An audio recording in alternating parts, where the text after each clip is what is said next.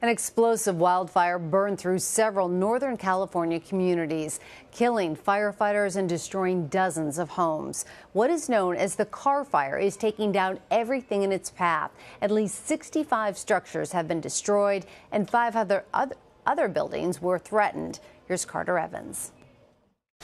Utter devastation. This is how fast a thriving community can be reduced to rubble after a single night of absolute chaos.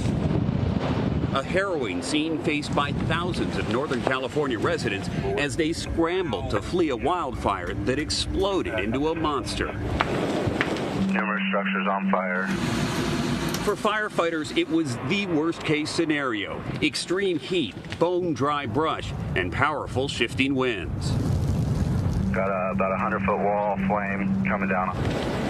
As flames torched block after block, burning embers blew hundreds of yards over the Sacramento River into Redding, a city of over 90,000. Local TV anchors covering the fire became part of the story as they, too, were forced to evacuate. We are going to leave the station because it is now unsafe to be here. Residents had little warning as the fire roared through neighborhoods overnight.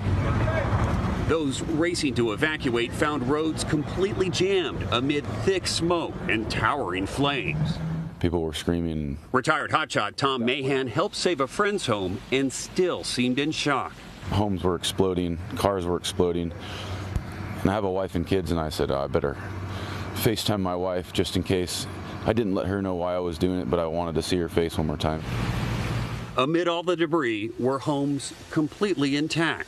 It must have come through here like a blowtorch. Oh, they said it was like a fire tornado. This afternoon, 29-year-old Chris Corona returned to sift through what was left.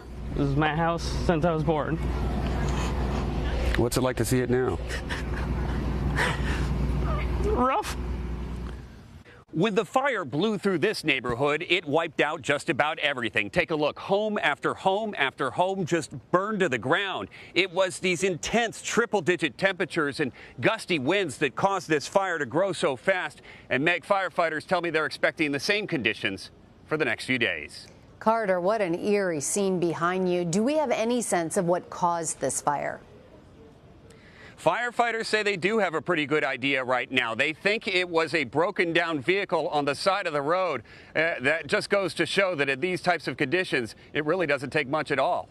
You mentioned the residents had little warning. Why did this fire spread so quickly?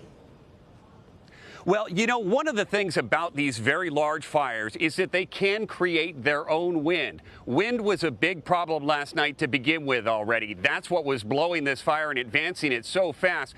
But the flames were so huge that firefighters tell me it started to create its own weather, causing the flames to grow even larger.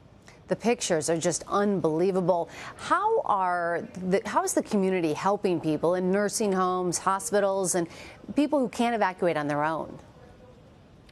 Well, you know, a lot of people have had to evacuate. A lot of people just ran from their homes with the clothes on their backs. There is a local hospital here. They had some kids in neonatal intensive care, some babies there. They were removed to other area hospitals. They're now taking their critical patients and preparing them to move as well. Oh, and do we expect these fires to persist as long as the hot, dry weather continues? And any idea of when we can expect some relief from that extreme heat? Well, you know, I was talking to a firefighter just a little while ago, and he tells me that these triple-digit temperatures are in the forecast at least for the next few days. And they don't know exactly if the similar fire behavior that occurred last night will continue. That really depends on if the winds pick up again, but they expect it to continue to do so. All right, Carter Evans for us. Thank you so much.